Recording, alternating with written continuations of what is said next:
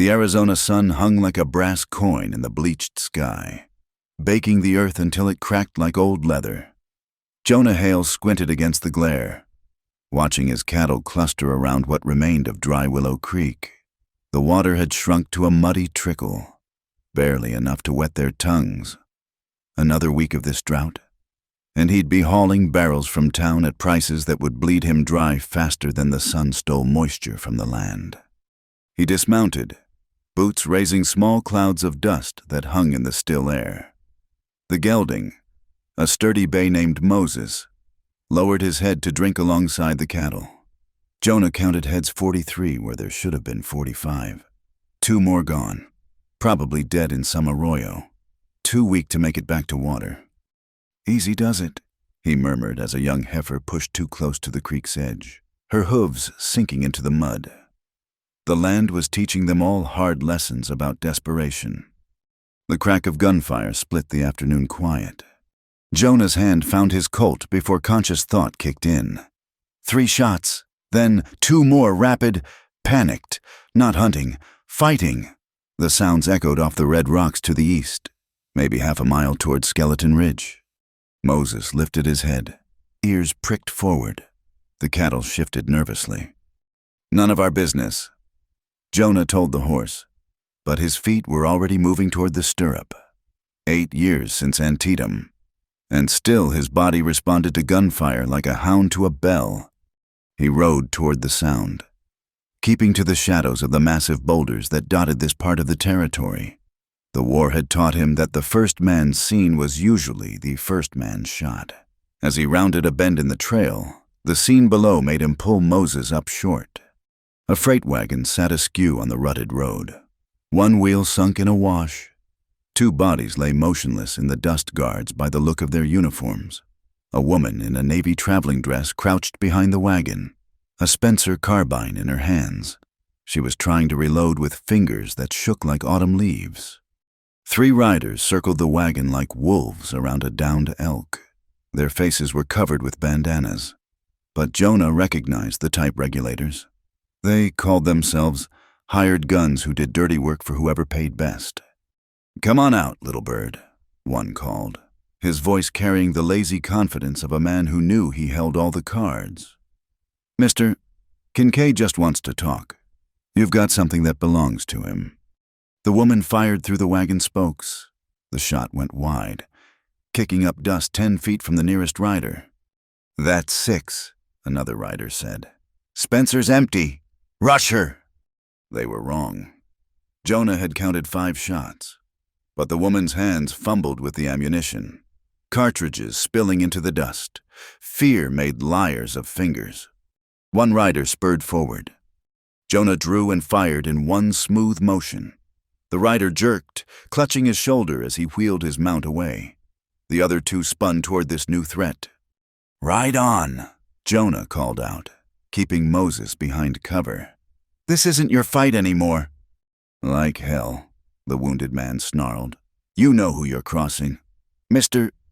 "Don't much care. I said ride on." The leader seemed to weigh his options. 3 against 1, but his partner was bleeding. And they'd lost the element of surprise. More importantly, they'd lost sight of the woman. "This ain't over," he said finally. "Mr. Quenched has a long memory." "So do I." They rode off. The wounded man slumped forward in his saddle. Jonah waited until the dust of their departure settled before emerging from cover. The woman had pressed herself against the wagon wheel, the Spencer still clutched in white-knuckled hands. Up close, he could see she was younger than he'd first thought, maybe late 20s, with dark hair escaping from beneath a practical bonnet. Her dress was travel-worn but well-made. Quality cloth, Eastern cut. "You hurt?" he asked. She shook her head, though he noticed blood on her collar. "It's not mine. The guards, they tried to protect me." Jonah dismounted, keeping his movement slow and easy. Wild things spooked at sudden motion. He checked the guards, both dead, shot clean through. Professional work. "These men worked for you?" "For the freight company. I hired them in Tucson to see me safely to Prescott." Her voice steadied as shock gave way to something harder. I should have hired more. Jonah noticed an iron strongbox near the wagon, its lid hanging open. Empty. But the woman's eyes didn't go to the strongbox. They kept flicking to a leather satchel half buried in the dust by the front wheel. They take your money. There wasn't any money. She stood slowly, brushing dust from her skirts with one hand while the other kept hold of the satchel. The box was a decoy. I thought if someone tried to rob us, they weren't after money. Jonah picked up a cartridge case. Still warm. These men were hunting specific cargo, or a specific person. The woman's jaw tightened. I suppose I should thank you for your assistance. Mr. Hale? Jonah Hale. I've got a ranch about 2 miles west. Mr. Hale. She straightened her bonnet with practiced composure. I'm Sarah Moore, recently widowed. I was traveling to Prescott to settle my late husband's affairs. It was a good lie. Smooth. Reasonable. With just enough detail. But Jonah had spent too many years reading sign to miss the tells. The way her thumb worried at a red mark on her wrist rope burns. Fresh ones. The Spencer carbine she handled like she knew her way around firearms. The calculation in her eyes as she sized him up, deciding how much trust she could afford. Well, Mrs. Moore, he said, playing along. You can't stay here. Those men might circle back with friends. My place isn't much, but it's defensible. I couldn't impose. Ma'am, you've got 2 dead men and a broken wagon in the middle of Apache country with night coming on. You can accept my help or you can accept theirs when they find you. Your choice.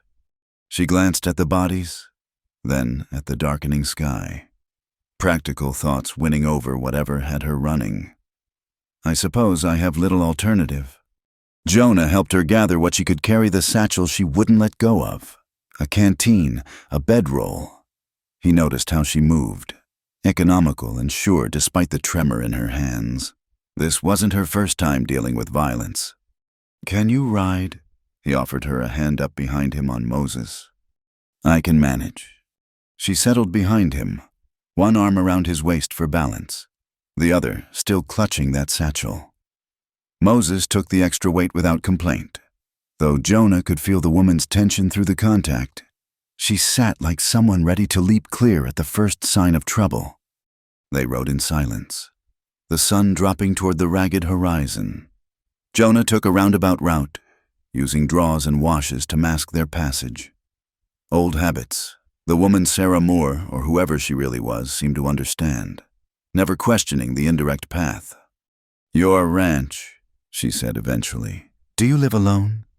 Just me and the cattle, few horses. No wife? No. Why? It was a bold question from a stranger. Same reason you're really heading to Prescott. I expect some of us are better off alone. She fell silent again. Willow Bend came into view as purple shadows stretched across the valley.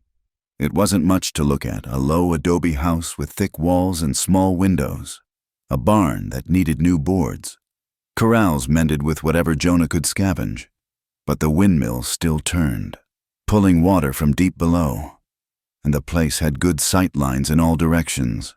A man could see trouble coming. It's not fancy, he said. It's perfect. There was something in her voice, relief maybe, or recognition.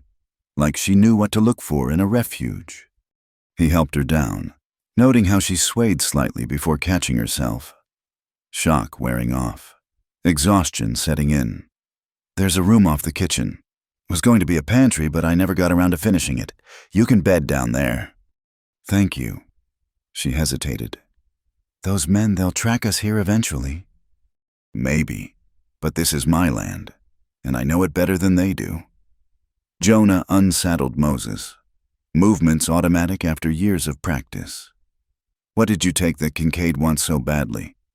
The woman's hand tightened on the satchel. What makes you think I took anything? Because empty strongboxes don't usually rate 3 guns and 2 murders. Because you're running from something specific, not just general trouble. And because Silas Kincaid doesn't send his dogs after people unless they've got something he needs. You know Kincaid. Know of him. Banker, land speculator, owns half the water rights between here and Tucson. Jonah hung the saddle on its peg. Also owns judges, lawmakers, and enough hired guns to make his own army. Not a man to cross lightly. The woman studied him in the fading light. He could see her weighing options, calculating risks. Finally. She opened the satchel just enough for him to glimpse what lay inside. A ledger, wrapped in oilcloth. Even in the dim barn, he could see the quality of the binding, the official-looking seals. My husband was Charles McKenna.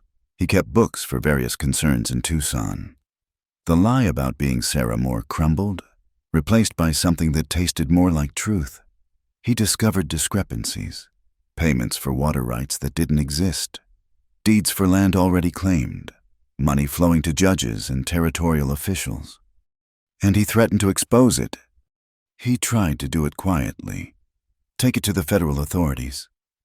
Her voice went flat. They found him at the bottom of Sabino Canyon, called it a riding accident. Jonah absorbed this. A woman seeking justice for a murdered husband was one thing. A woman carrying evidence that could bring down Silas Kincaid was another entirely. That was the kind of trouble that followed you home and burned everything you'd built. He should send her on her way. First light, point her toward Prescott and wash his hands of it. He'd learned his lesson about getting involved in other people's fights. But he thought about those rope burns on her wrists, the way she'd fumbled with the carbine, brave but overwhelmed. The 2 dead guards who'd tried to protect her. You can stay the night, he heard himself say. Figure out your next move come morning. Relief flickered across her face before she locked it down. I can pay. Don't want your money. Just need your word you won't bring more trouble than I can handle. I can't promise that. At least she was honest about it. Jonah led her to the house, lighting a lamp against the gathering dark. The main room was sparse, a table, 2 chairs, a bookshelf with more ammunition than books. Everything covered in a fine layer of dust despite his efforts. You really do live alone, she observed. It's quiet. He showed her the small room, barely big enough for a cot and washstand. There's water in the pitcher. Outhouse is behind the barn. I'll fix something to eat. Mr.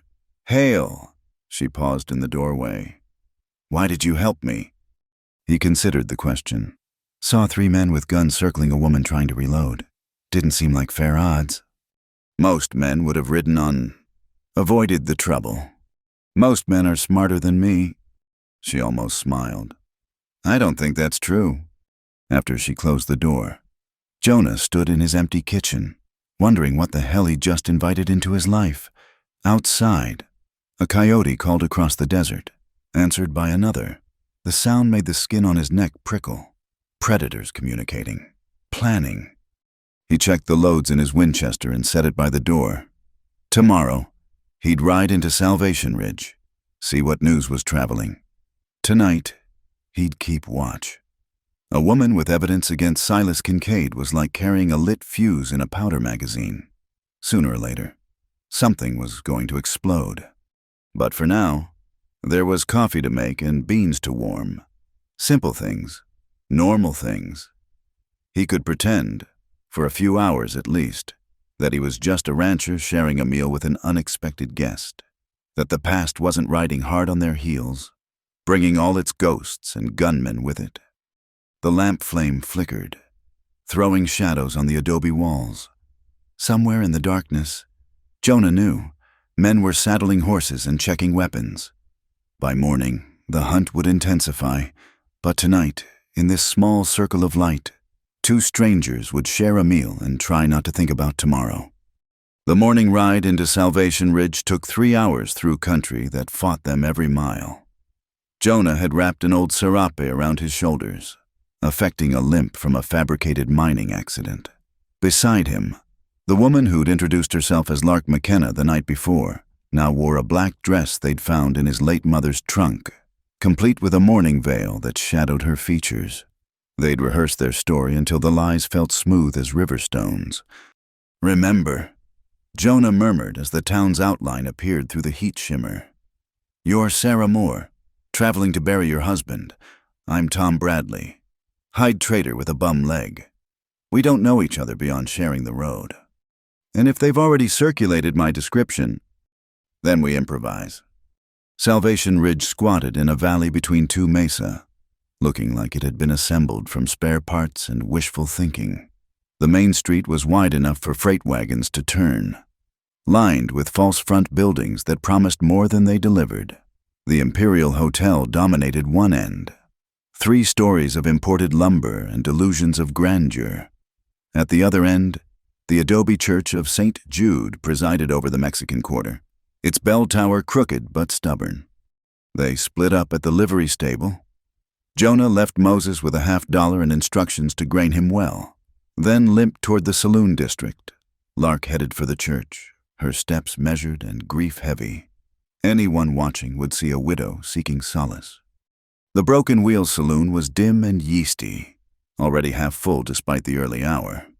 Jonah ordered whiskey he didn't intend to drink and settled at a corner table where he could watch both doors. The bartender, a German named Fritz, knew everyone's business and shared it for the price of a drink.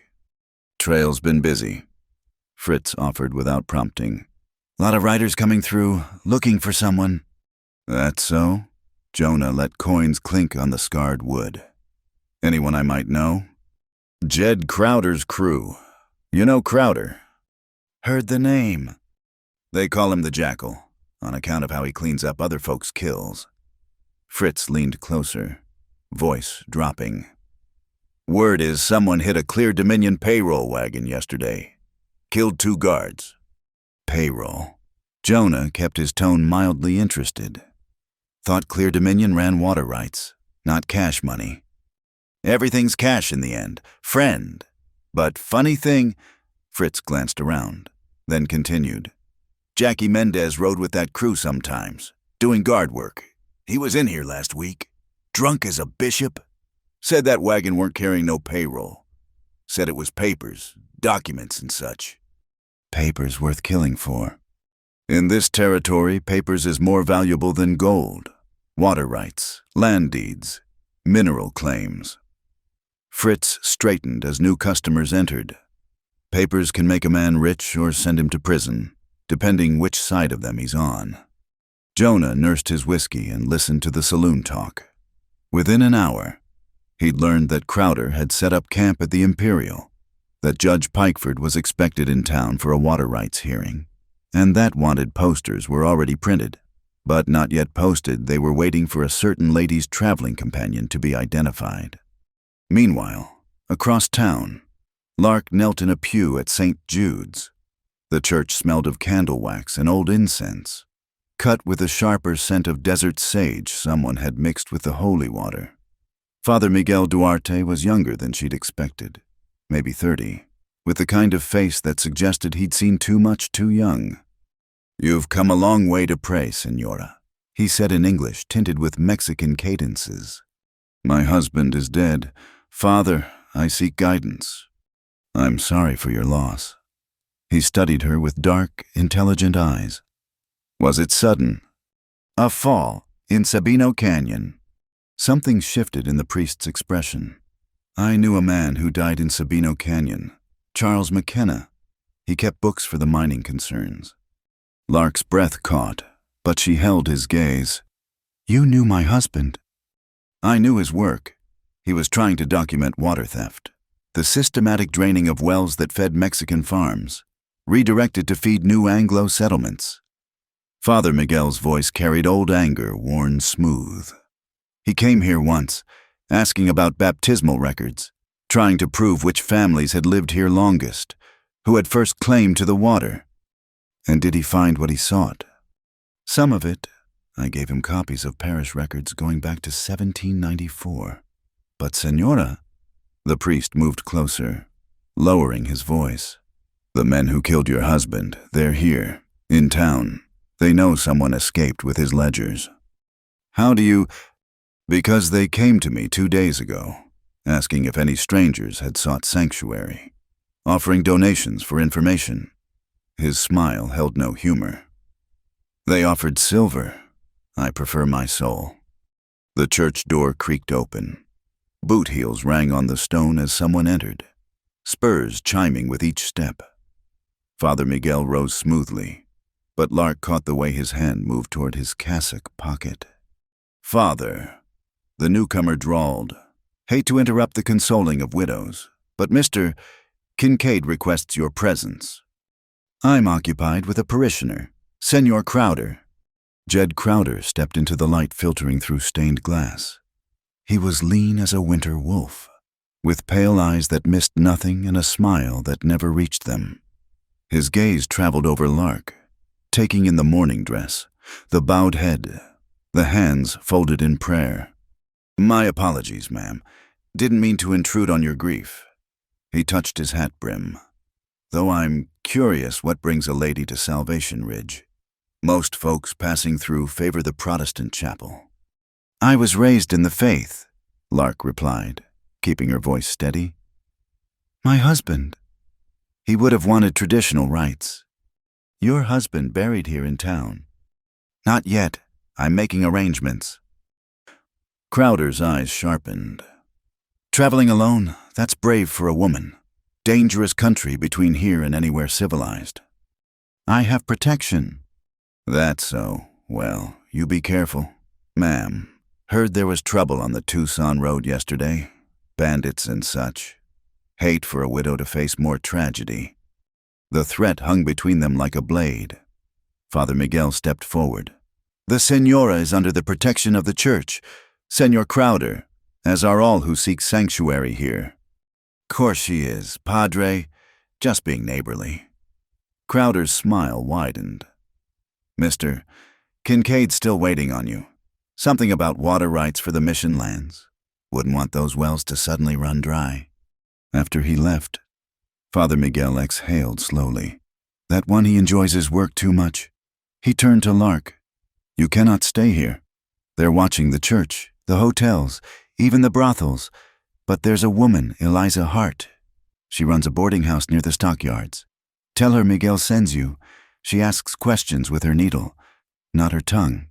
"Father, the records you gave my husband."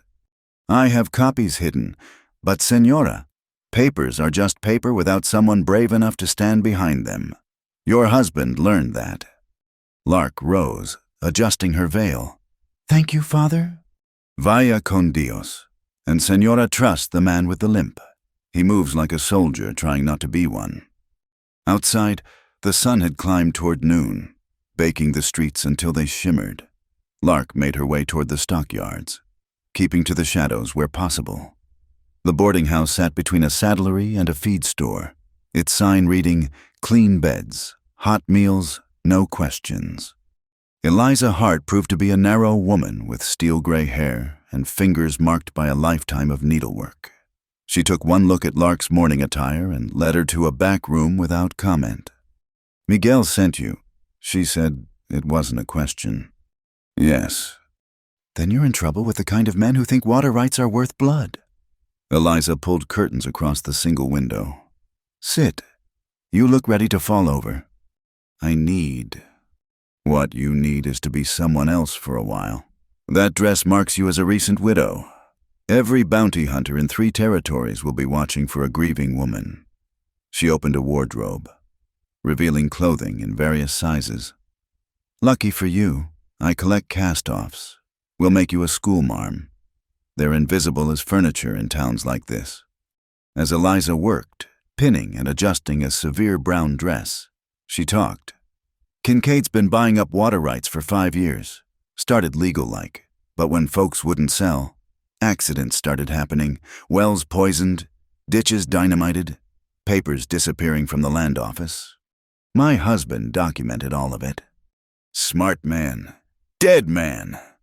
Eliza's needle flashed. "But you're still breathing, which means you've got what he found. Question is, what do you aim to do with it?" "Get it to federal authorities. Someone Quenched can't buy. Marshal Terrence in Prescott might do. But that's 4 days' ride through country Crowder knows like his own boots. She stepped back, examining her work. There, you look like you'd wrap knuckles for improper spelling. Now, about that evidence. A commotion in the street cut her short. Through the curtains, they could see riders assembling outside the Imperial Hotel. Crowder stood on the steps, giving orders, even from a distance. His urgency was apparent. Something spooked them, Eliza muttered. The answer came minutes later when Jonah appeared at the back door, still maintaining his limp but moving with purpose. Time to go, he said. They found the wagon guards, sheriff's forming a posse, but Crowder's recruiting his own hunt. Says he's got permission from Judge Pikeford to bring in the killers dead or alive. How did you... Fritz pointed me to Eliza when I asked about discreet lodging. He looked at Lark's transformation. Schoolmarm. Better than widow, Eliza said, though neither will fool them long. You need to get gone. Can't leave the way we came. Jonah said. They'll be watching the roads, but there's another way. Through the Mission Lands, then north through Skeleton Canyon. That's Apache country, Eliza protested. Rather face Apache than Crowder. Least the Apache fight fair. They gathered what supplies Eliza could spare: dried beef, cornmeal, a full canteen. She pressed a small revolver into Lark's hands. Insurance, she said simply.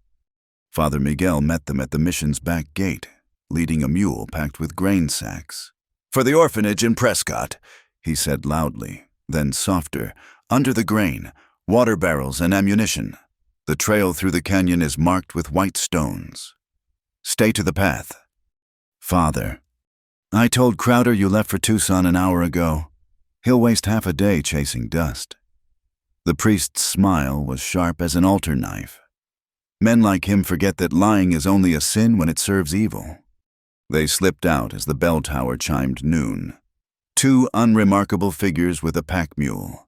Behind them, Salvation Ridge bustled with the excited energy of a manhunt organizing. Wanted posters appeared on walls, promising gold for information. Crowder's men scattered to watch roads and water holes. But Jonah led them into the maze of arrows and dry washes that veined the desert like scripture written in stone. Within an hour, the town had vanished behind them, swallowed by distance and heat shimmer. Will they follow? Lark asked, her schoolmarm bonnet already dusty. Eventually, but we've got time. Crowder will check the easy roads first. And when he doesn't find us? Jonah adjusted his hat against the sun. Then he'll get creative, but by then, we'll be somewhere else. They pressed on through the afternoon heat, the mule plodding steadily behind. The desert stretched endless around them, beautiful and terrible as a promise written in thorns and stone. Somewhere ahead lay Skeleton Canyon and whatever safety distance could provide. Behind them, the machinery of hunt and law ground into motion, patient as death and twice as certain. The ledger rode heavy in Lark's satchel, its pages full of names and numbers that could topple kingdoms built on stolen water. 2 strangers bound by circumstance and secrets, fleeing across a landscape that killed the careless and the kind with equal indifference. But for now, they walked on, and the white stones marked their path like prayers scattered in the dust. The hidden spring lay tucked behind a fold of red rock, invisible until you were almost upon it. Jonah had discovered it years ago while tracking strays, a secret cupped in stone where water seeped from some deep aquifer, feeding a pool no bigger than a wagon bed. Moss grew thick on the north-facing rocks, and the air tasted different here, green and alive in a land of dust and thorns. They'd been riding hard for 2 days, doubling back twice when dust clouds appeared on their back trail. The schoolmarm dress had given way to men's canvas pants and a loose shirt Jonah had packed, more practical for hard travel. Now, with the sun hanging low and painting the canyon walls crimson, they'd finally put enough distance between themselves and pursuit to rest. Water, Lark breathed, sliding from her mount with barely concealed relief. The past 48 hours had worn her down to wire and determination. but she hadn't complained once. "Wait," Jonah said, scanning the rimrock above. Old habit waterholes drew more than just the thirsty, but nothing moved except a red-tailed hawk circling lazy against the sky. "All right, but keep your voice down. Sound carries strange in these canyons." He tended the horses while she made her way to the pool's edge. The animals needed water worse than either human, their flanks salt-crusted with dried sweat. Moses nickered softly, recognizing the place. "I'm going to wash off some of this trail dust," Lark called back. "Turn around." "Planning to, but take this." He handed her his Navy Colt. "And keep it close. If something spooks the horses, you get to cover fast." She took the weapon without argument, another mark in her favor. Too many Eastern women would have protested about propriety or their ability to handle firearms. Lark McKenna just checked the loads and nodded. Jonah positioned himself on a flat boulder where he could watch the approach to the spring while keeping his back turned to the water. He pulled out his field glasses and began a methodical scan of their surroundings. The sound of gentle splashing drifted up from below, and he found himself acutely aware of every small noise fabric rustling, water droplets falling, a soft sigh of relief as cool water met travel-weary skin. "Your brother," her voice carried softly. "You mentioned him that first night, said he died in the war." Jonah's hands tightened on the field glasses. During the occupation in Georgia, cavalry patrol found some Confederate gold hidden in a burned-out plantation. Word got out. Men started disappearing. Found my brother Tom with a knife in his back, left in a ditch like trash. "I'm sorry." "Nothing to be sorry for. Wasn't your knife." He lowered the glasses, watching a lizard dart across the warming rock. "Never found out who did it. Command didn't want to investigate, said it would hurt morale. So I investigated on my own, made some enemies." "Is that why you left the Army?" "Left before they could court-martial me for conduct unbecoming. Seems beating a fellow officer half to death qualified." He smiled without humor. He'd been bragging in his cups about easy gold and how privates were expendable. The splashing stopped. "Did he kill Tom?" "Never proved it, but he never walked right again either." Jonah raised the glasses again, catching movement near a distant ridge. "That's why I came out here, place where a man's word meant something, where justice wasn't just for those with connections." "And instead you found Silas Kincaid." "Men like Kincaid exist everywhere. They just wear different clothes." The movement resolved into a small herd of pronghorn, picking their way along a game trail. "Difference is, out here you can see them coming." "Not always," Lark said quietly. Charles thought he was being careful. Thought documentation and law would be enough. Law's only as good as the men enforcing it. Then what's the point? Why try? Jonah considered the question. "Because your husband was right about one thing, paper trails matter. Get enough evidence in front of the right people. Even bought judges start getting nervous. Truth has a way of outlasting lies, even if it takes its time showing up. You're more optimistic than you pretend to be." "Don't tell anyone. Ruins my reputation." A soft laugh drifted up from the pool. "I've been thinking about what you said, about that rancher and the woman bathing in the creek." Jonah went very still. "What about it?" "You said you were thirsty for truth, but I think you're thirsty for more than that." There was a smile in her voice now. Teasing. "A man doesn't risk his life for a stranger unless he's parched for something he can't find in solitude." "Maybe I'm just contrary. Maybe," water sloshed gently. "Or maybe you're tired of being alone with your ghosts." Before Jonah could respond, a stone clattered down from the ridge above. He snapped the field glasses up, tracking the disturbance. There a flash of movement between two boulders, too deliberate to be animal. "Company," he said quietly. "Get dressed, quick." To her credit, Lark didn't ask questions. He heard rapid movements, fabric sliding over damp skin. Jonah eased off his perch, Winchester in hand, and worked his way toward better cover. The horses had noticed too, ears pricked toward the ridge. How many Lark appeared beside him, fully dressed though her hair still dripped. At least one, maybe more. He handed her the field glasses. Watch the ridgeline. I'm going to work around, see if... The crack of a rifle cut him off. Rock chips exploded from the boulder inches from Lark's head. She dropped flat, already bringing the Navy Colt up. "Don't shoot unless you have a clear target," Jonah said. "Save your ammunition."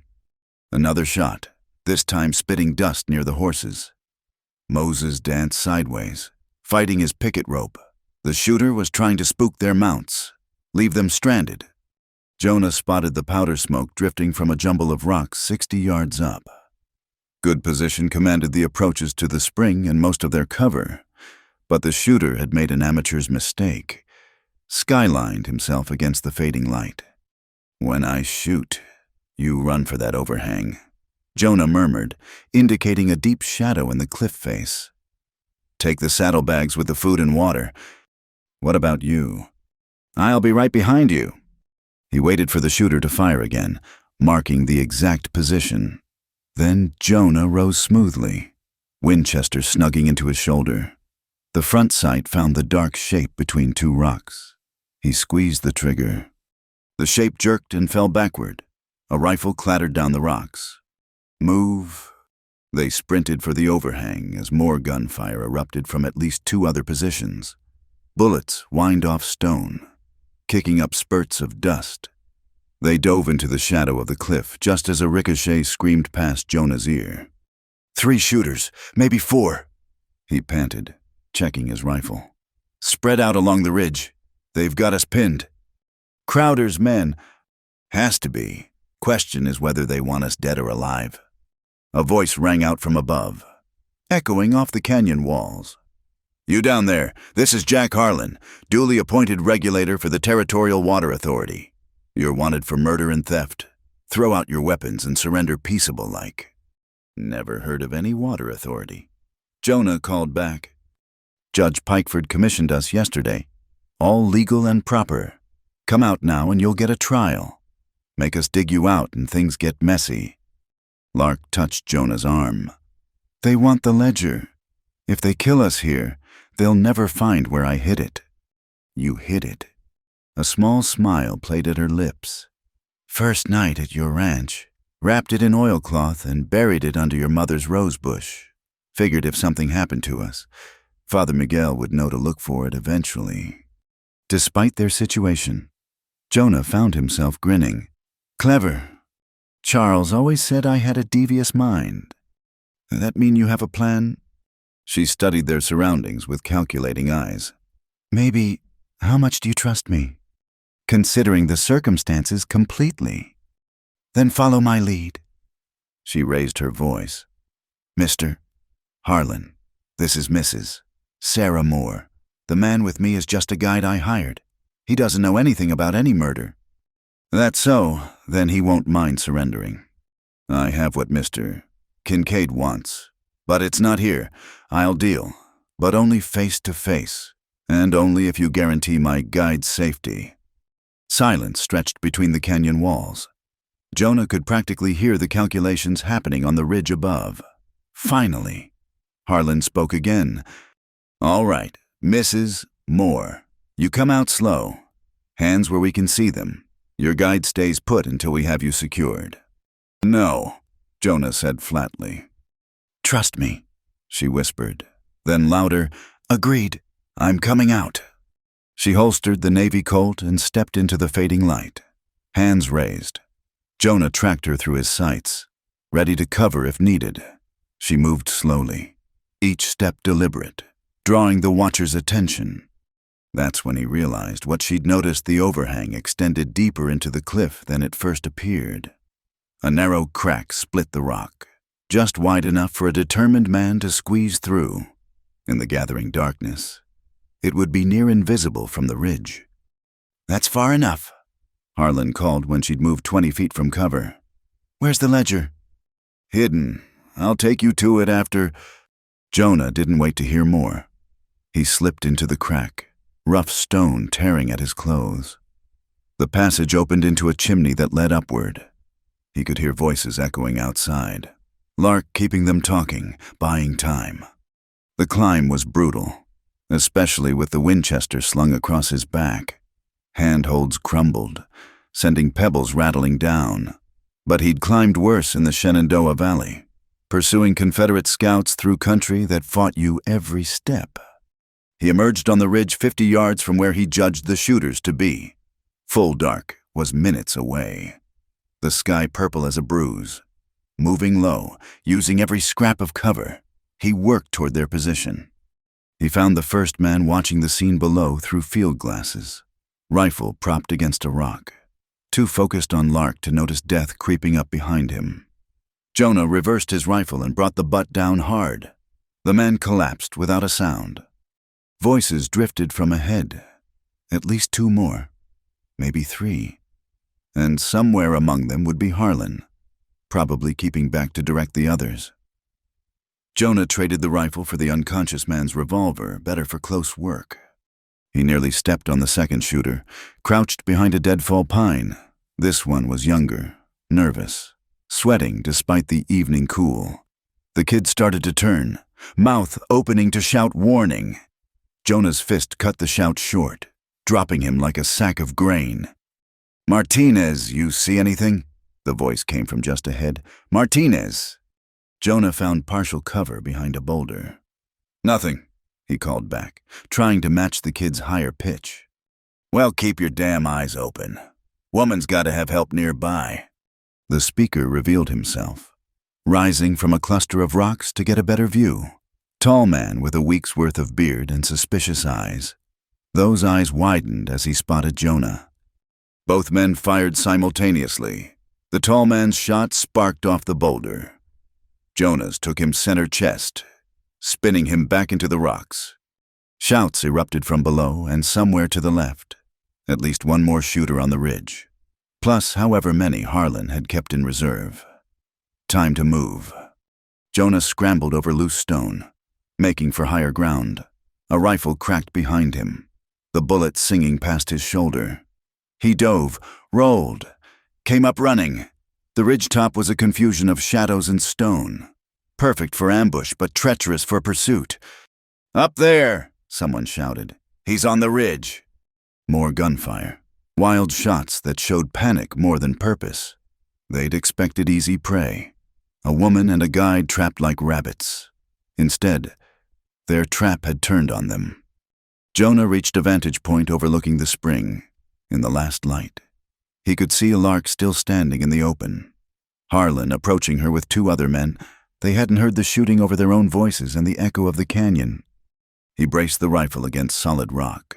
Finding his sight picture, the range was long, the light poor, but he'd made harder shots. The front sight settled on Harlan's back. Then Lark moved, fast as a rattler. She drew the Navy Colt and fired. Harlan stumbled, clutching his shoulder. His men froze, caught between their wounded leader and the armed woman. "Drop them," she commanded. "Now?" One man complied immediately. The other hesitated, hand twitching toward his sidearm. Jonah's rifle spoke, kicking dust at the man's feet. That decided him. The gun hit the ground. "Jonah," Lark called. "You all right?" "Fine. Keep them covered. I'm coming down." He found a safer path off the ridge, leading the horses he'd recovered from the men above. By the time he reached the spring, full dark had arrived. Lark had the 3 men seated against a rock, Harlan pressing a bandana to his shoulder. "Thought you were just a guide." Harlan groaned. "I'm versatile." Jonah replied. He gathered their weapons, checking loads. "How many more out there?" "Go to hell." Jonah shrugged. "Desert's full of cats and coyotes. They get hungry at night. Wounded man. Bleeding like that, you'd be surprised how bold they get." "6 more," one of the other men blurted. "Watching the main trails out." "Shut up, Parsons," Harlan snarled. "I ain't dying for Kincaid's money." Parsons shot back. "Man said it would be easy. Grab a woman and some papers. Nobody mentioned anything about soldier boys who shoot like demons." Jonah smiled coldly. Smart man. Here's what's going to happen. You three are walking out of here. No horses, no guns, no water except what you can carry in one canteen. You tell Crowder and Quenched that the woman's under my protection now. They want her. They go through me. You can't. I count 5 men dead or down on that ridge. Want to make it 8? They left. Harlan supported between the other two, stumbling into the darkness. Jonah watched until they were out of sight, then turned to Lark. That was risky, he said. Everything's risky now. She looked tired but triumphant. But we're alive and they're running. This isn't over. They'll be back with more men. I know. She met his eyes. But tonight we're free. We have water, food, and each other. In this country, that's almost wealth. He couldn't argue with that. They made cold camp away from the spring, hidden in a side canyon with good sight lines. No fire, just blankets and the stars overhead. The horses stood hip-shot nearby, finally calm. That story, Lark said into the darkness. About the rancher finding the woman at the creek. What about it? How did it end? Jonah considered. Don't know. Never heard the ending. Maybe they're still writing it. He smiled, though she couldn't see it. Maybe so. Tomorrow would bring new pursuit, new dangers. The ledger still waited beneath a rosebush, evidence that could bring down an empire built on stolen water. But tonight, 2 unlikely allies shared the desert's vast silence, and that was enough. For now, the courthouse records room smelled of dust and old paper, with an undertone of mouse droppings that made Lark wrinkle her nose. Deputy Ruth Calder had left them alone with a single lamp, the key turning in the lock with a soft click that sounded louder than gunfire in the stillness. 20 minutes. Ruth had whispered, That's all I can give you before the night watch comes around. Now Jonah stood guard by the door while Lark worked through the filing cabinets, her fingers flying over documents with practiced efficiency. The storm building outside sent dust devils dancing past the windows, the approaching weather providing perfect cover for their midnight raid. Here, she breathed, pulling out a leather portfolio. Land transfers, water rights allocations, all dated within the last 2 years. Jonah glanced over her shoulder as she spread the papers on the desk. Even in the lamplight, he could see the patterned parcels of land changing hands for fraction of their value, always to the same company, Clear Dominion Holdings. Look at this. Lark pointed to a survey map. Every one of these properties sits on the aquifer line. Quenched's not just buying water rights, he's buying the water itself. Control the source. Control everything downstream. Including my place, Jonah noted, finding Willow Bend on the map. See how the boundary lines have been redrawn that spring where we met Harlan's men, according to this. It's on Clear Dominion land as of last month. But you've had your ranch for 8 years. Bought it fair from old Moses Hartley. Got the deed registered proper. His jaw tightened. But deeds can disappear. Seen it happen during Reconstruction.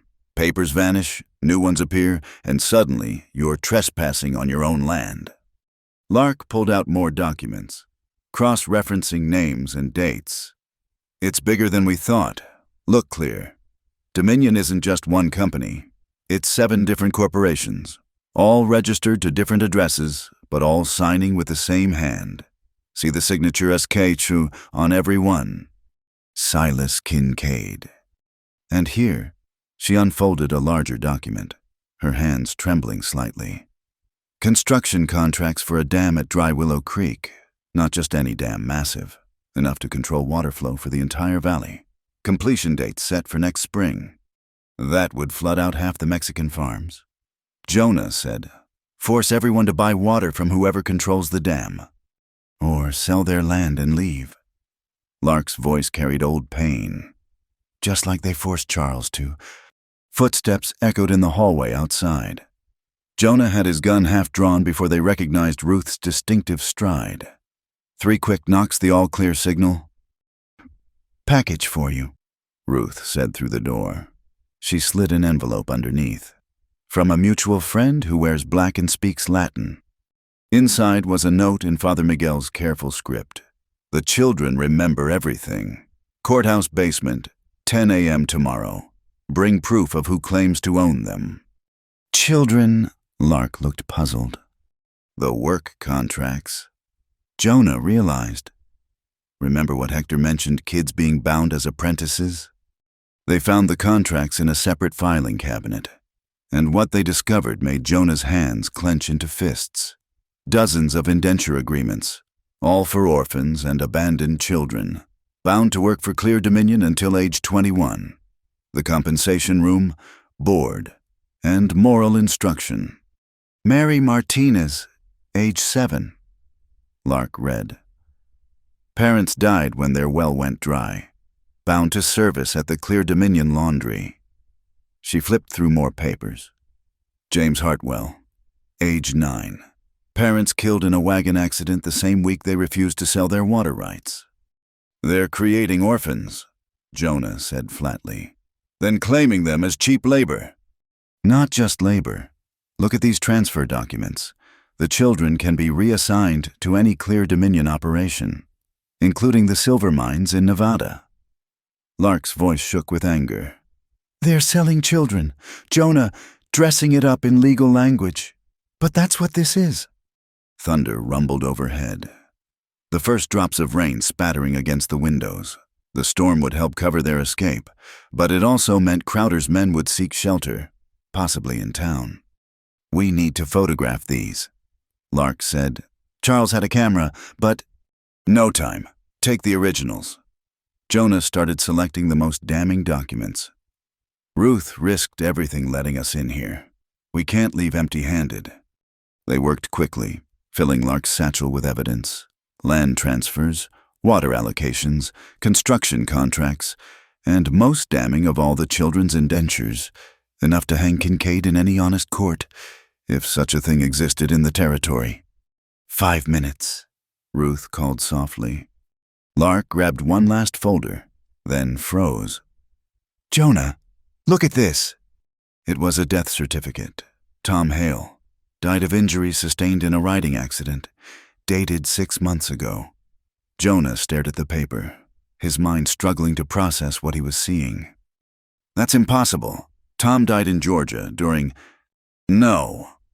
Lark's finger traced down to the witness signature. According to this, your brother died here, in Salvation Ridge, and the witness who signed the certificate, Dr.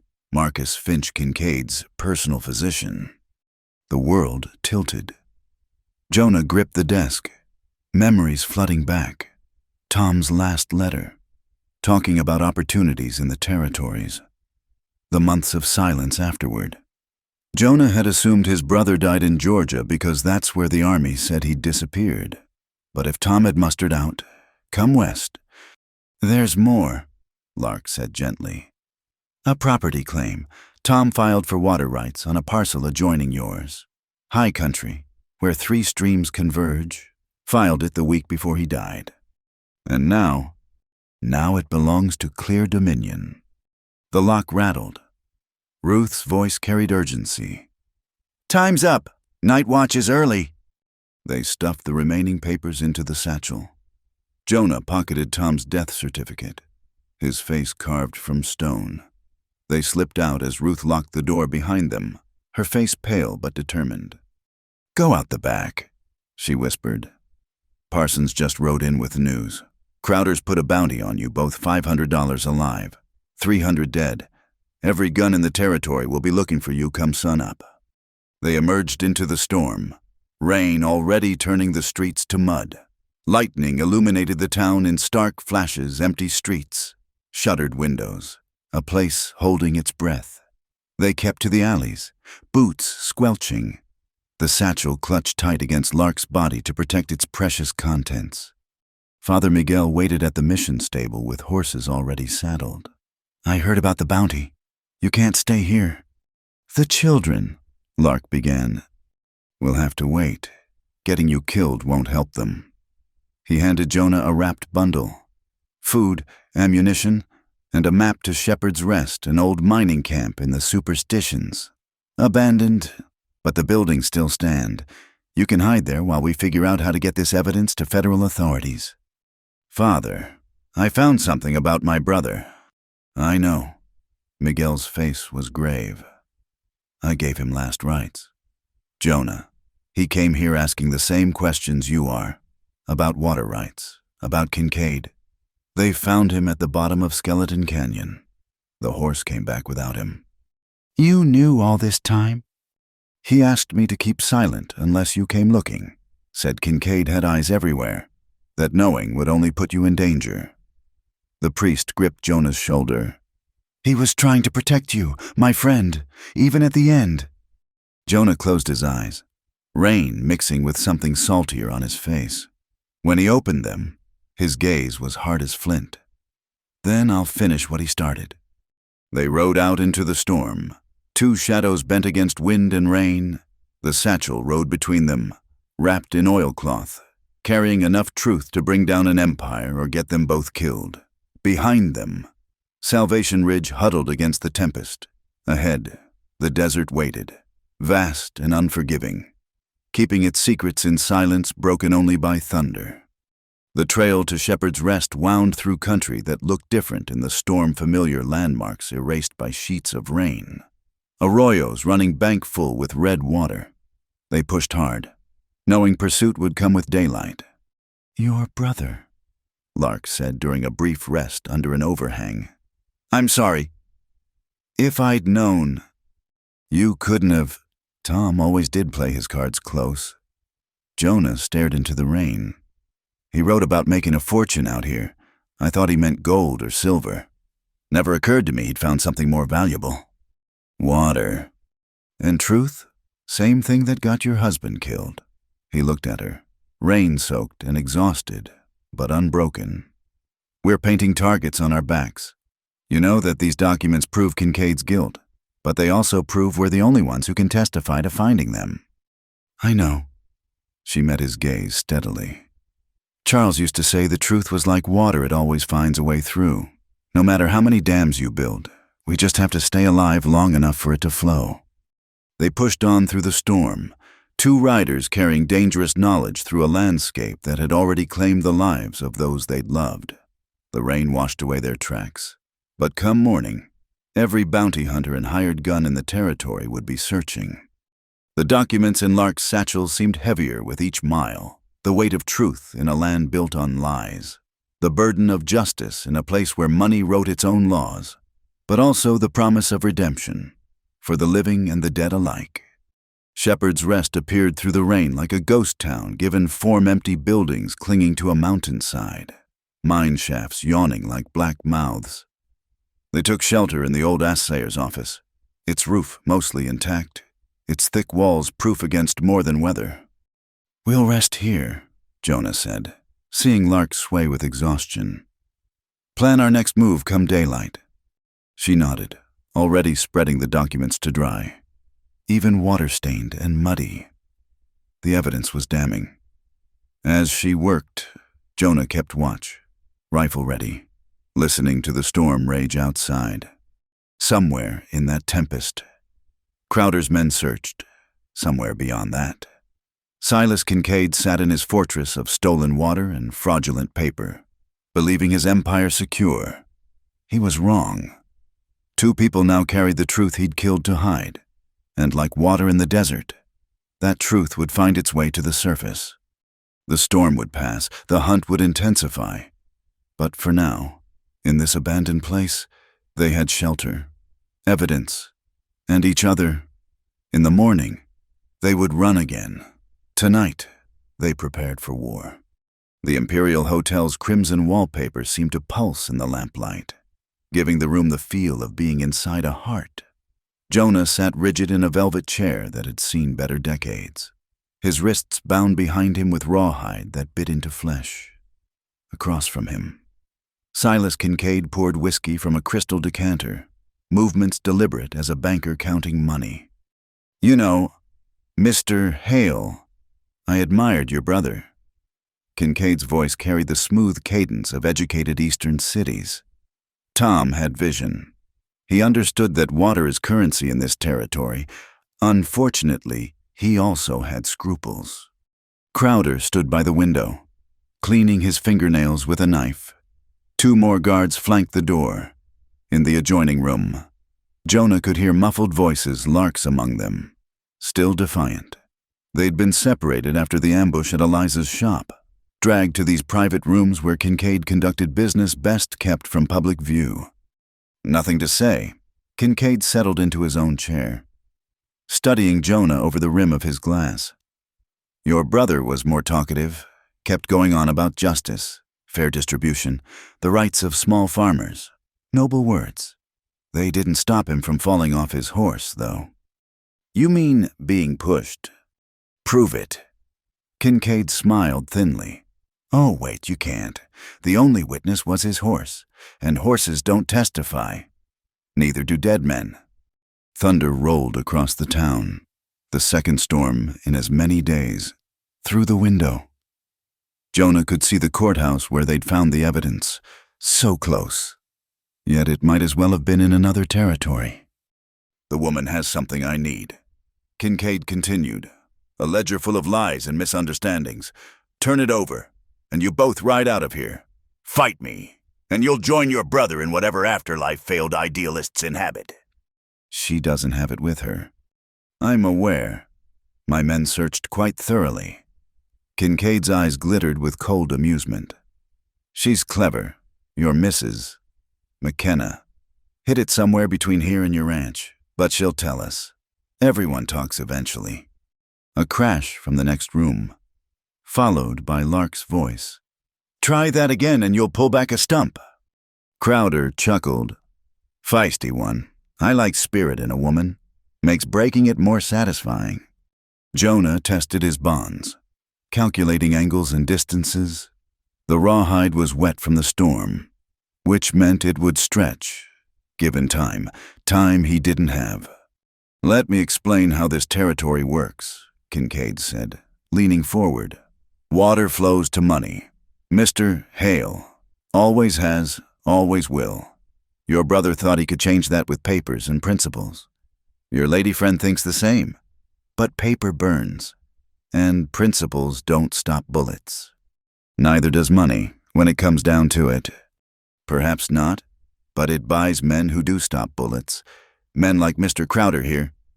Quenched stood, moving to a wall map marked with red pins. See these every water source for 100 miles. By next year, I'll control them all. The railroad's coming through, bringing thousands of thirsty settlers. They'll pay my prices or they'll move on. Simple economics. And the children you're selling to make it happen? Quenched's expression didn't change.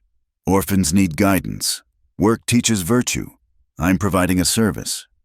You're creating orphans by killing their parents. Proving that would require witnesses. Witnesses require protection. And in this territory, I own the men who provide that protection. He returned to his chair. Except for a few holdouts. Deputy Calder, for instance. She'll be dealt with soon enough. That priest, too. Can't have moral authorities undermining civil ones. The door burst open. Father Miguel stood there, rain-soaked and breathing hard, flanked by 6 Mexican vaqueros with rifles. Speaking of moral authority, Senor Quenched. Crowder's hand went for his gun, freezing as multiple rifles swung his way. Sanctuary, Miguel said simply. An old law, but still recognized. These men have sought protection of the church. This is a hotel, not a church, Quenched said coldly. Ah, but they sought sanctuary first. I'm simply collecting them. Miguel's smile was sharp as a blade. Unless you wish to challenge ecclesiastical authority, the bishop in Santa Fe would be most interested to hear of it. Quenched's face flushed. The Catholic Church still carried weight in the territory, especially among the Mexican population. Pushed too hard and he risked uprising. They're criminals, murderers. They're accused, not convicted. And accusation is not proof, as you yourself just explained so eloquently. Miguel gestured to his men. Cut them loose. The vaqueros moved efficiently, slicing Jonah's bonds. In the next room, they heard Lark's voice raised in surprise, then relief. She emerged with red marks on her wrists, but fire still in her eyes. "This isn't over," Quenched said softly. "Church protection ends at church walls." "Then it's fortunate I'm expanding our ministry. The old Murphy warehouse, for instance. I believe we'll be converting it to a mission school. For orphans." Miguel's tone hardened. "They're real orphans, not manufactured ones." They backed out slowly, the vaqueros' rifles never wavering. Crowder watched with pale eyes that promised retribution. Quenched merely stood there, still as a statue, calculating new strategies. Outside, the storm had intensified. They mounted horses the vaqueros had brought, riding hard through streets turned to rivers. Behind them, the Imperial Hotel blazed with light as Quenched marshaled his forces.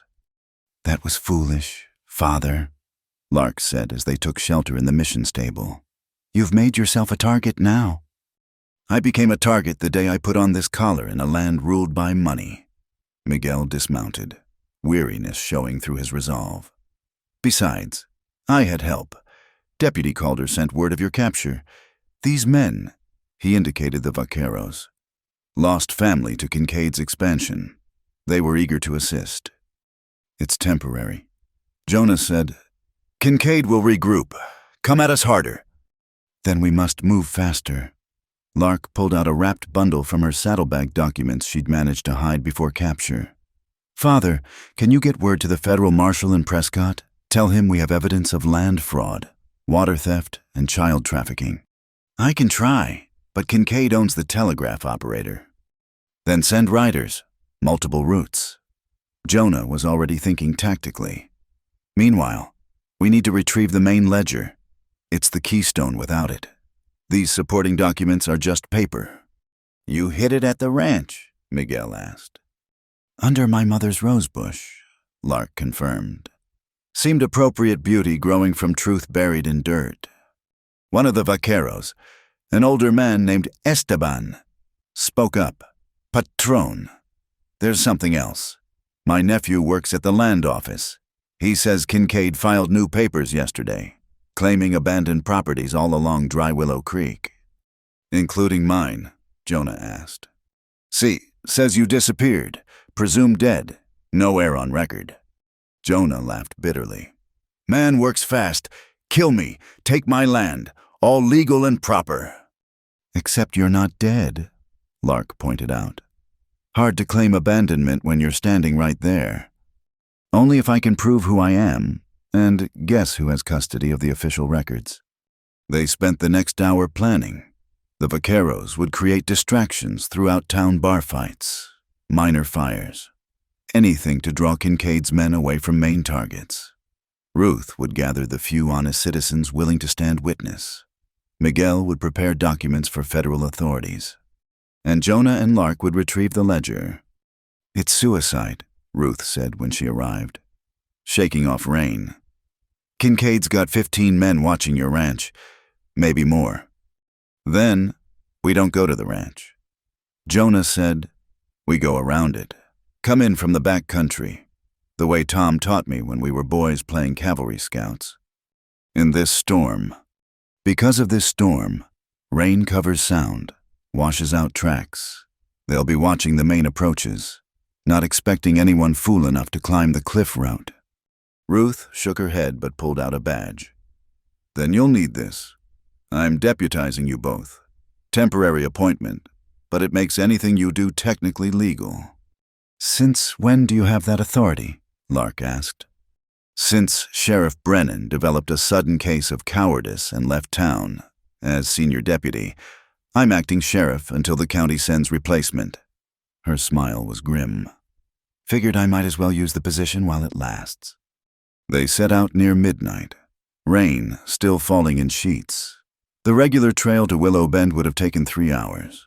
The route Jonah chose took 6, winding through arrow-straight canyons and up slopes that turned to mudslides under their horses' hooves. Dawn came gray and watery, revealing the ranch spread below. Even from a distance, they could see horses picketed under improvised shelters, men moving about despite the weather. A siege force, waiting for their return. There, Jonah pointed to a cluster of cottonwoods near the house. Mother's garden. What's left of it?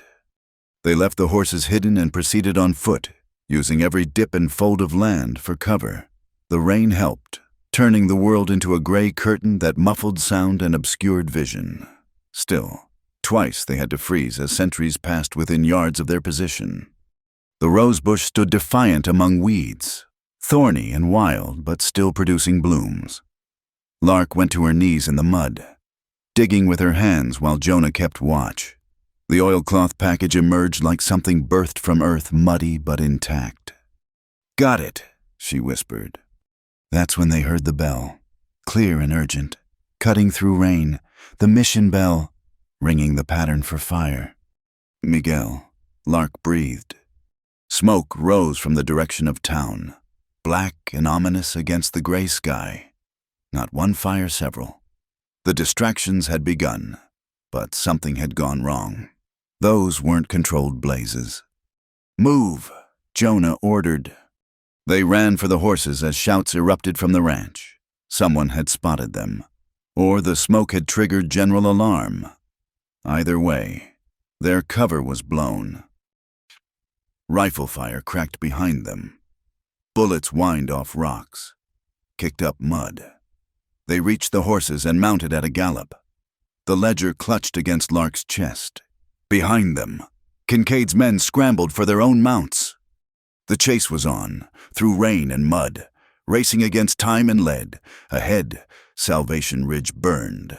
Behind, killers followed.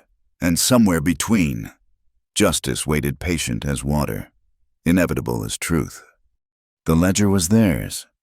Now they just had to live long enough to use it.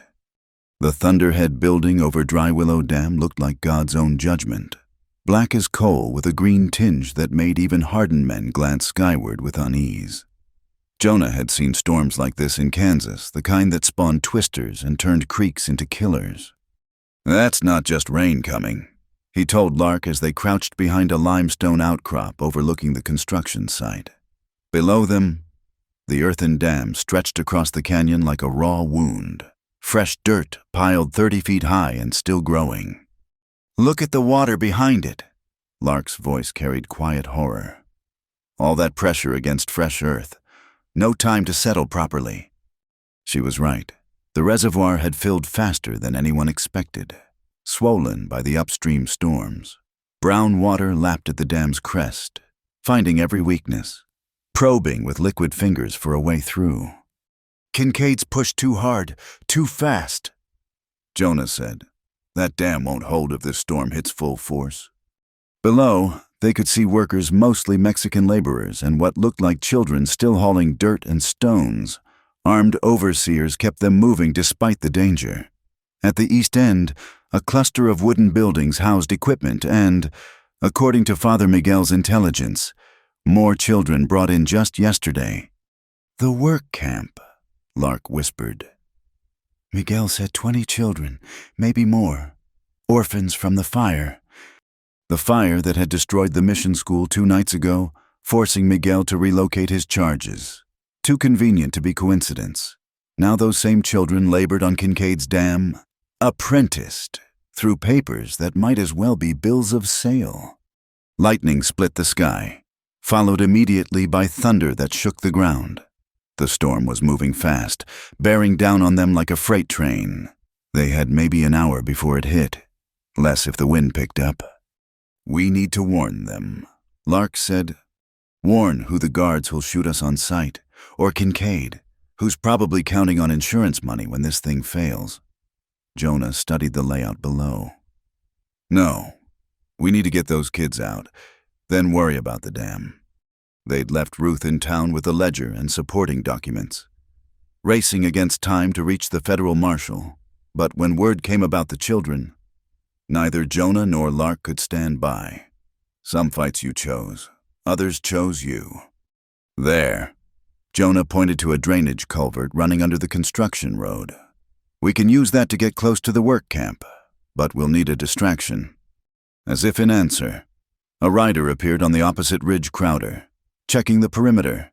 He hadn't seen them yet. Focused on the approaching storm. Behind him rode 2 more guards, rifles across their saddles. "I have an idea," Lark said, "but you're not going to like it." 5 minutes later, she was running along the ridgeline, cape billowing, clearly visible against the darkening sky.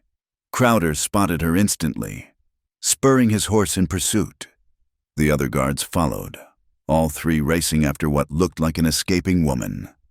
Jonah waited until they'd passed, then slipped down to the culvert. The corrugated metal tube was half full of runoff, cold and muddy. He crawled through, emerging behind a supply shed just as the first fat raindrops began falling. The work camp was a misery of mud and fear. Children huddled under a leaking canvas roof, some as young as 7 or 8, their guard, a thick-necked man with a bullwhip coiled at his belt, stood in the doorway watching the storm approach. Jonah came up behind him, silent as smoke. The guard dropped, and Jonah dragged him into the shadows. The children watched with wide eyes as this mud-covered stranger appeared. "I'm here to help," Jonah said quietly. "We're getting you out." "They'll catch us," a boy of maybe 12 whispered. "They always catch runners." "Not today." Jonah checked outside. Lark had led Crowder on a merry chase, but she couldn't keep it up forever. "Follow me. Stay low. And when I tell you to run, you run like the devil's behind you." He led them out into the growing storm, keeping to cover when possible. The children moved with practiced quiet. They'd learned the cost of noise. But as they neared the culvert, shouts erupted from the dam. Someone had noticed the missing guard. "Run," Jonah ordered. The children scattered like quail, most heading for the culvert. But 3 of the youngest froze, terror rooting them in place. Jonah scooped up 2, yelling for the 3rd to climb on his back. They ran through mud that grabbed at boots, rain that blinded, toward safety that seemed impossibly far away. Gunfire cracked behind them. A bullet sparked off a rock inches from Jonah's head. He zagged left, using a stack of timber for cover. The children clung to him, trembling but silent. Then Lark appeared out of the storm like an avenging angel, mounted on Crowder's own horse. She'd somehow turned the tables on her pursuers, leaving them afoot. Her navy coat boomed, providing cover as Jonah ran for the horses they'd hidden. "Crowder," he asked as they mounted up. "Left him and his boys playing in the mud. They'll be along directly." She reached for one of the children, pulling the girl up behind her. "But we've got bigger problems." She was looking at the dam. In just minutes, the water had risen visibly. Worse, a dark stain was spreading across the downstream face seepage, finding its way through. "It's going to go," Jonah said. They rode hard for high ground. Children doubled up on horses. Behind them, workers fled in panic as supervisors tried to maintain order. The seepage had become a steady flow, eating away at the dam's base. At the culvert, they found the other children huddled with Father Miguel and several vaqueros who'd been waiting with horses. "Thank God," the priest breathed. "I thought we'd lost." The dam failed with a sound like the earth breaking. Not all at once, first a section near the base, then progressive collapse as water found freedom. The reservoir emptied in a roiling wall of mud and debris, scouring the canyon clean. They watched from the safety of high ground as Quenched's monument to greed washed away. The work buildings, the equipment, months of extracted labor, all of it gone in minutes. "The town," Lark said suddenly. "The flood path leads straight to—" "The Mexican Quarter." Miguel was already turning his horse. "Esteban Rico right ahead. Warn everyone. Ring the church bell. Get them to high ground." The race began, horses against water, warning against disaster. They split up, each taking different streets, shouting warnings. The church bell began tolling, urgent and continuous. Doors opened, faces appeared. Comprehension dawned. The exodus was chaotic but effective. Families fled to the church on its hill, to the Anglo section on higher ground. anywhere above the flood line. They had minutes, maybe less. Jonah found himself in the middle of it, lifting children onto wagons, helping an old woman who couldn't walk fast enough. The roar of approaching water grew louder, a sound like nothing earthly. "That's everyone on this street," Lark called out, her horse dancing nervously. "The depot," someone shouted. "There's workers at the depot." Quenched's water depot, where shipments were prepared. Jonah spurred toward it, finding 3 men loading wagons, oblivious to the danger.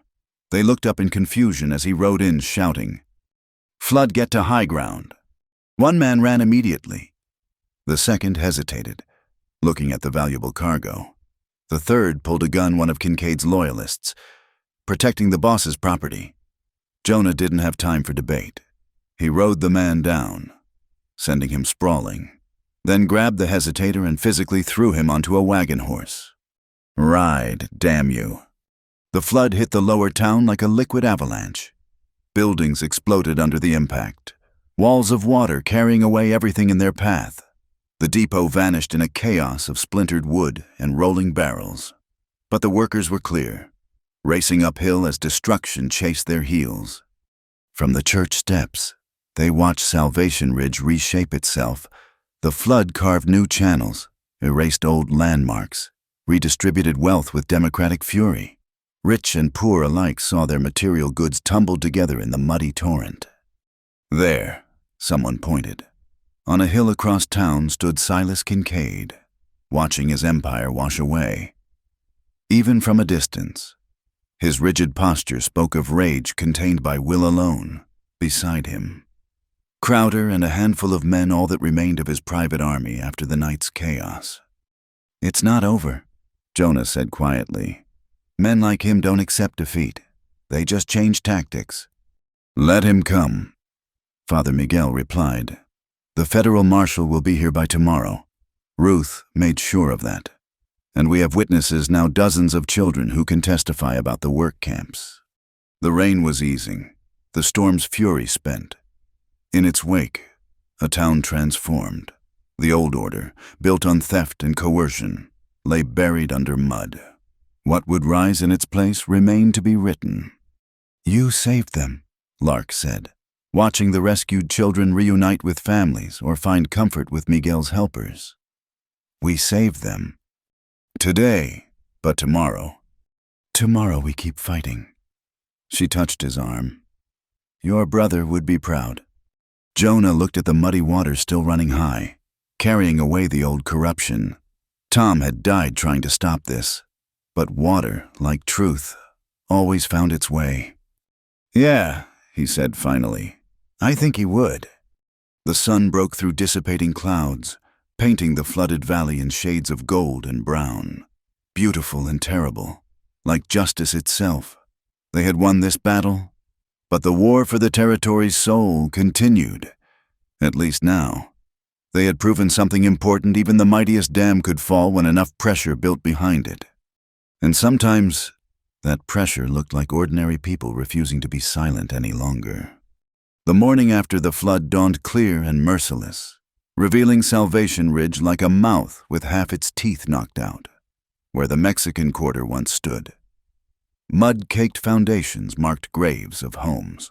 The Anglo section on higher ground had survived, a geographic metaphor that wasn't lost on anyone. Jonah stood in what remained of the courthouse steps, watching Federal Marshal Catherine Bright take statements from a line of witnesses that stretched around the block. She'd arrived at dawn with a squad of deputies, riding hard from Prescott after Ruth's desperate telegram finally got through. 63 children, the marshal was saying to her secretary, her voice carrying the kind of controlled fury that promised consequences. 63 children in work contracts that amount to slavery, and that's just from this district. Lark emerged from the courthouse, ledger in hand, having spent the last 2 hours walking the marshal through Charles's meticulous documentation. She looked exhausted, but vindicated. "She wants you next," she told Jonah. "Wants to hear about Tom." Before he could respond, a commotion erupted near the temporary jail, a converted warehouse since the real jail now sat under 3 feet of mud. Crowder was being brought in, muddy and shackled, caught trying to flee across the county line. He saw Jonah and spat in the dirt. "Should have killed you when I had the chance," he snarled. "You had plenty of chances." Jonah replied evenly. "Your problem was thinking chances were the same as ability." Ruth appeared, badge glinting in the morning sun. Acting sheriff suited her. She wore authority like she'd been born to it. Marshall wants Crowder isolated. He's been making threats against witnesses. "Let him threaten," Lark said. "Half the territory saw what happened yesterday. Even Quenched can't silence that many people." But Quenched was trying. Throughout the morning, his lawyers appeared like carrion birds, filing injunctions, claiming the dam failure was an act of God, that the work contracts were legal and binding. They might have succeeded, too, if not for Father Miguel. The priest arrived at noon with a processional that stopped traffic. Behind him walked the children from the work camps, cleaned up and wearing their best clothes. Behind them came their families, or in too many cases, the families that had taken them in. They filled the courthouse square, silent testimony to Quenched's machine. "Marshal Bright," Miguel said, loud enough for all to hear. "These children wish to give their statements. All of them." It took all afternoon. One by one, the children told their stories. Parents who died in accidents after refusing to sell water rights. Wells poisoned, forcing families to abandon farms. Children taken in by Quenched's charity, then sent to work camps. The youngest was 6. She'd been hauling water buckets that weighed more than she did. Jonah gave his testimony as the sun tilted west, telling about Tom's death, the falsified records, the attempt to steal his ranch. He kept it factual, military in its precision. But when he finished, Marshal Bright's face was stone. "I'll need the death certificate," she said. "The false one. That's federal forgery on top of everything else." The real break came at sunset. Eliza Hart, the seamstress who'd sheltered them, arrived with a carpet bag that clinked. "Found this in my shop," she announced. Must have fallen out of someone's pocket during all the excitement. Inside was $30,000 in gold certificates and bearer bonds. More importantly, there was correspondence between Quenched and various officials, discussing payments for favorable rulings, plans to control the territorial water supply, even mention of removing obstacles, a euphemism that now carried the weight of murder. Planted evidence. Quenched's lawyer protested, but even he seemed to know the game was up. Too many witnesses, too much documentation, too many angry citizens who'd found their voices. The arrest came at dusk. Quenched had holed up in the Imperial Hotel's penthouse, surrounded by the last of his loyal guards. Marshal Bright gave him one chance to surrender peacefully. When he refused, she looked at Jonah and Ruth. "You two are deputized federal officers. Want to finish this?" They went in through the kitchen, Ruth leading with her knowledge of the building's layout. The guards had expected a frontal assault, not infiltration from below. By the time they realized their mistake, Jonah and Ruth had already reached the 3rd floor. The confrontation was brief but vicious. Quenched's men fought with the desperation of those who knew prison awaited, but they were businessmen playing at being soldiers. Jonah and Ruth were the real thing.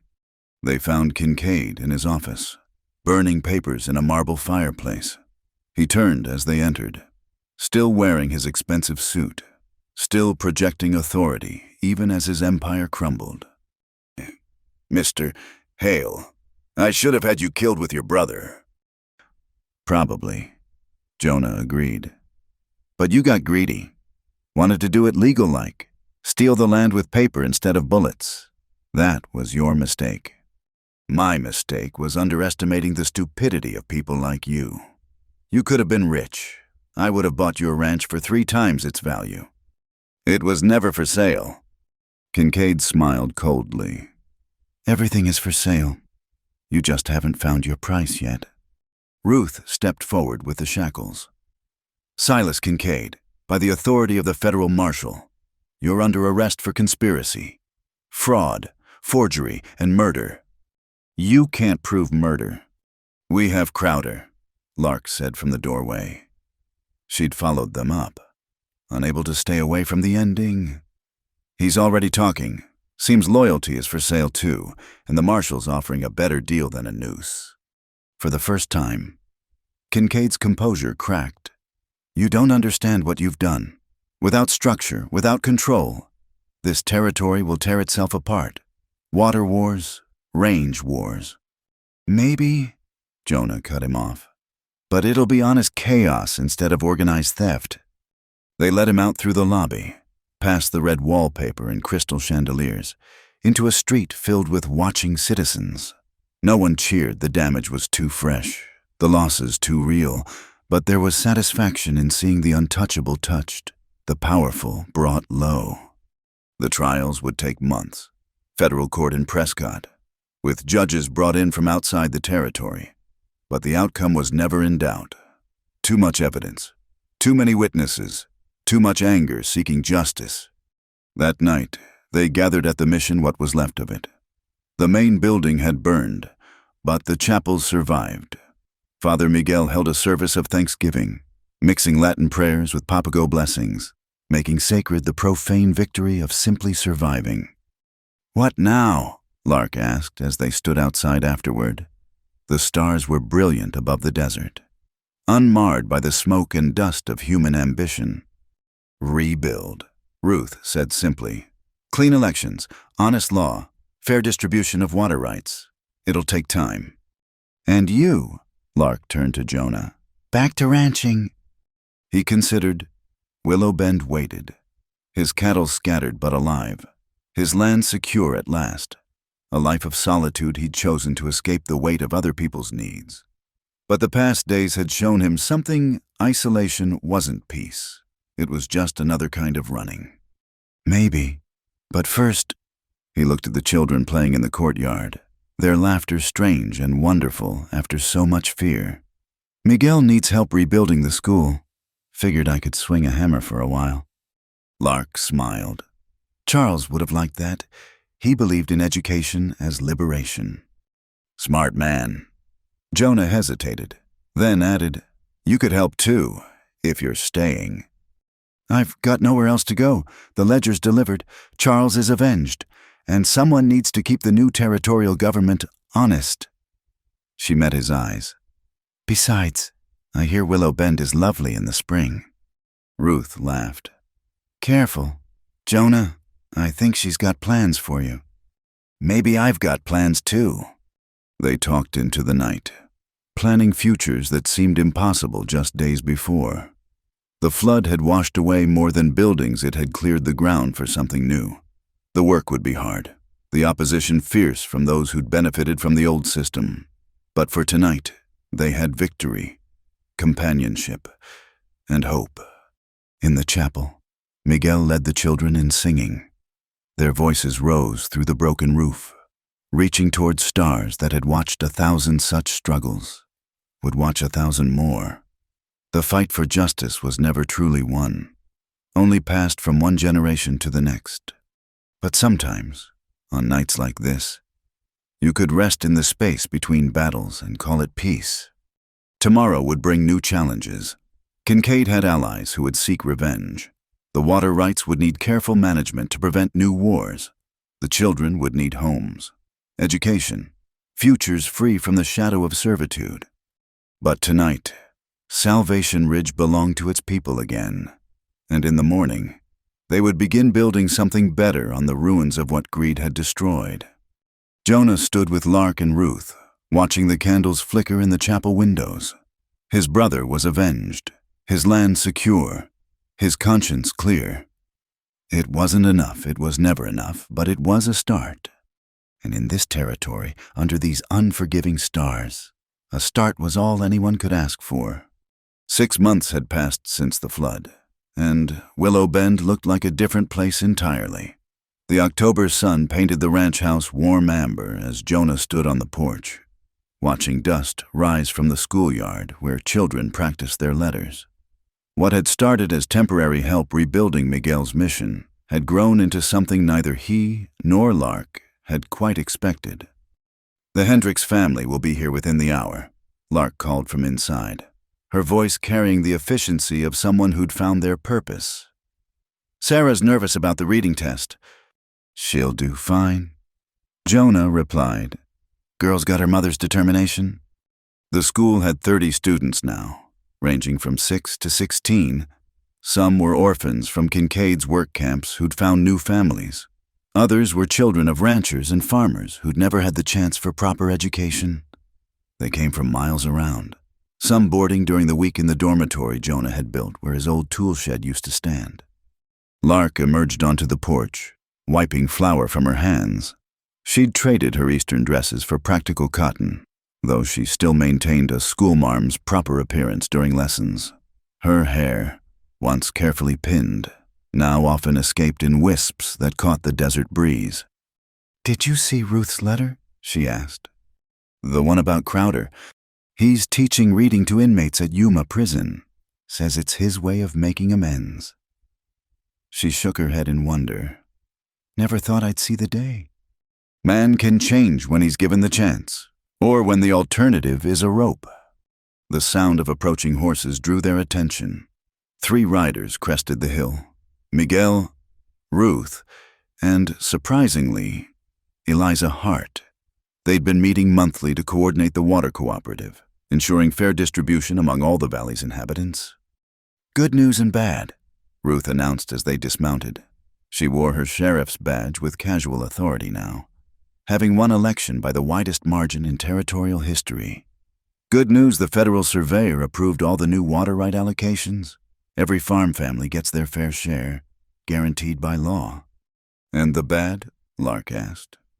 "Judge Pikeford's nephew is stirring up trouble, buying up land east of here, bringing in hired guns.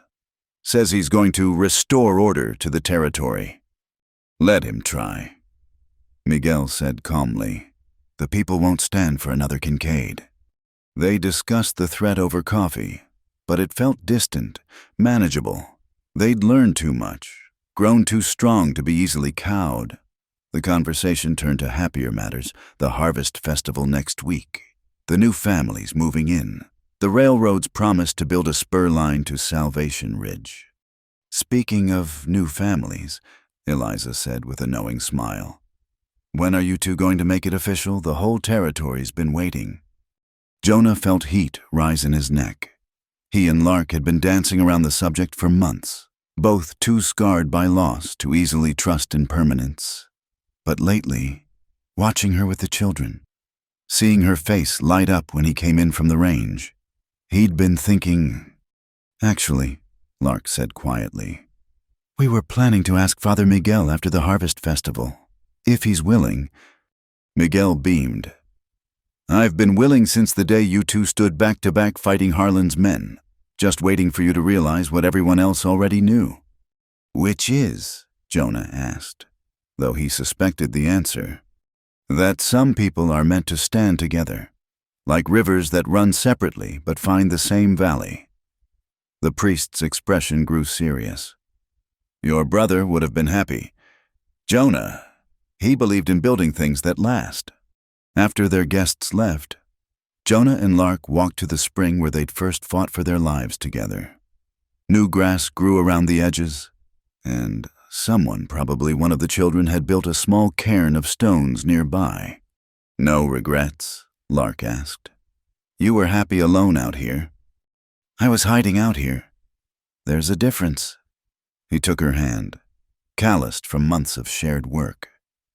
"What about you? This isn't the life Charles would have given you." "Charles loved his ledgers and laws.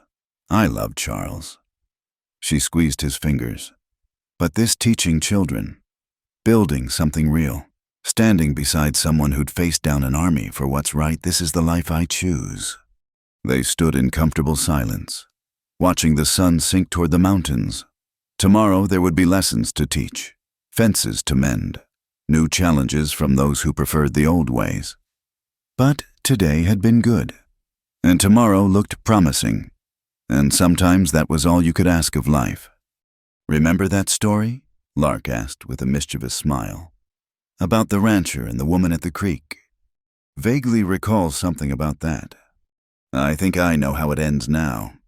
Oh, they build a school, teach children to read and write and think for themselves. They make the desert bloom not just with water, but with hope. She turned to face him. They prove that love and justice can grow in the hardest ground, if you're willing to do the work. That's a good ending, Jonah agreed. But I think there's a bit more, such as a wedding where half the territory shows up, a school that grows into a proper town, children of their own, maybe, to run wild with the students. Years of ordinary days that add up to an extraordinary life. Now you're just being romantic. You bring it out in me. They walked back as stars emerged, the Milky Way spilling across the sky like silver dust. In the schoolhouse, lamps glowed warmly. They could hear young voices reciting multiplication tables, the future learning its lessons. The next morning brought the usual chaos of a school day. Samuel Reeves accidentally freed the chickens during morning chores. Mary Chen solved a mathematics problem that had stumped students twice her age.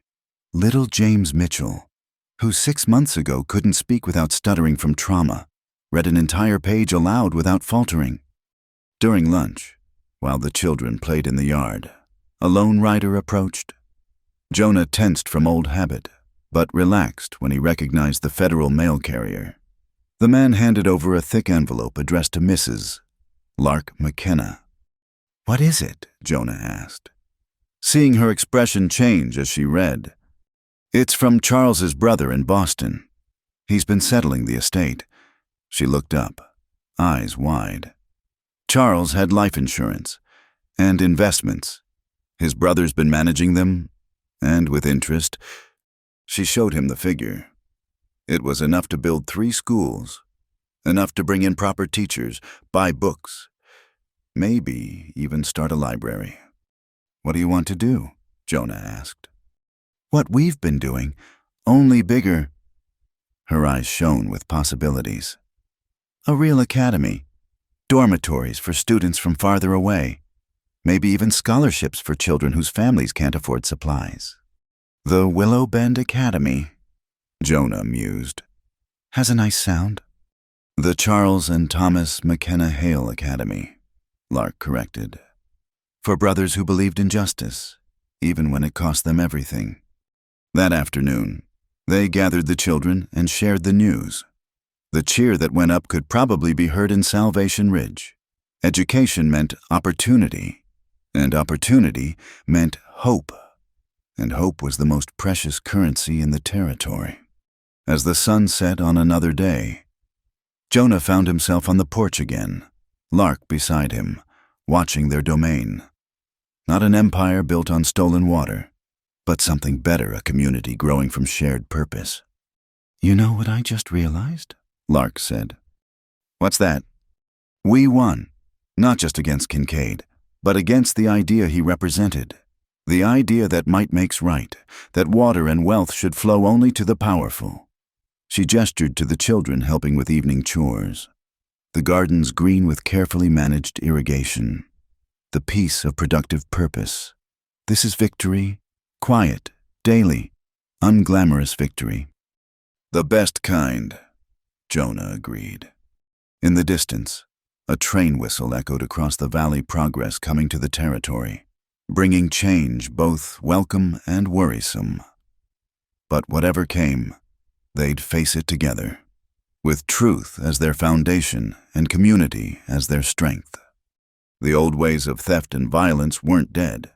They never truly died, only waited for new opportunities. But neither were the forces of justice and compassion. And here, in this small corner of the territory, the light was winning. Jonah pulled Lark close as the stars emerged. Tomorrow would bring its own challenges. But tonight, Willow Bend stood as proof that 2 people who'd lost everything could build something worth saving. That water could be shared rather than hoarded. That love could bloom in the desert, if you were patient enough to tend it.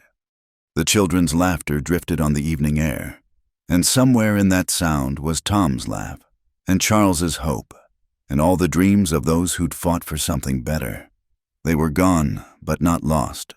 Their legacy written in every lesson taught, every child saved, every act of courage in the face of power. This was how the West would truly be won, not with guns and greed, but with books and bonds, with patient work and stubborn hope. One school, one family, one redeemed soul at a time. And in the morning, they would continue the work together. Thank you so much for listening to this Wild West love story. I hope Jonah and Lark's journey touched your heart as much as it touched mine while sharing it. I'd love to know where in the world you're listening from. Drop a comment below, and let's share our thoughts about justice, love, and redemption in the American frontier. If you enjoyed this tale, please subscribe to Wild West Night for more stories that bring the Old West to life. Don't forget to hit that like button. And if this story really resonated with you, please hit the hype button to help more people discover these tales of courage and hope. Until next time, partners, keep riding toward the sunset and fighting for what's right.